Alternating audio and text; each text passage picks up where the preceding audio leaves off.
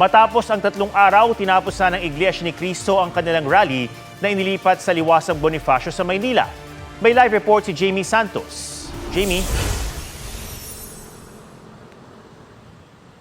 Atom, tinatayang aabot sa 8,200 ang dumalo sa pagtitipon ng Iglesia ni Cristo dito sa Liwasang Bonifacio. Batayan sa datos ng Manila Police District bandang alas 8 ng gabi. Ayon naman sa Manila City Disaster Risk Reduction and Management Department, bandang alas 6 ng gabi umabot sa 12,600 ang nakiisa sa rally.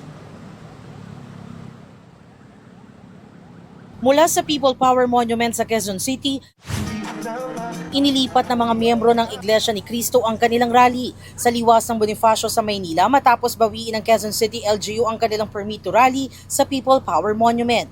Isinara rin ang ilang kalsada at nagpatupad ng traffic rerouting. Nagsuspinde ng klase sa lahat ng antas sa mga pampubliko at pribadong paaralan sa Maynila. Maximum tolerance, respect for human rights, ganun lang naman. But maximum tolerance ceases to exist the moment na law is violated at nasasaktan na ang pulis natin. Tuloy ang panawagan ng mga miyembro kaugnay sa transparency at pagpapanagot sa mga sangkot sa flood control scandal. Bakit pinapatawan ng parusa ang naglantad ng krimen habang malaya ang mga totoong magnanakaw?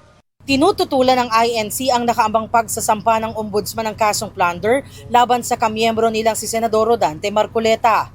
Pero nanindigan ng ombudsman na tuloy ngayong linggo ang pagsasampa ng kaso laban sa senador. Pasado alas 7 ng gabi, inanunsyo ng tagapagsalita ng INC na si Edwin Zabala na tapos na ang kanilang rally.